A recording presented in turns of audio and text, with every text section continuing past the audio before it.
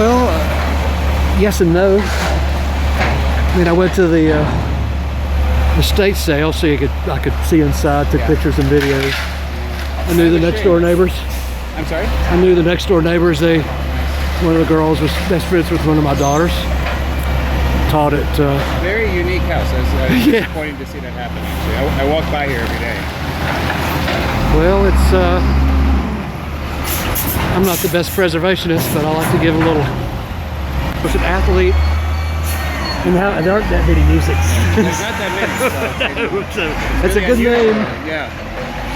And so I'm the blogger of doom. So I seem to find out about these, and it had 8-foot ceilings. So it didn't. That's not what the kids want. Yeah. You may know they're going to build 4 residences.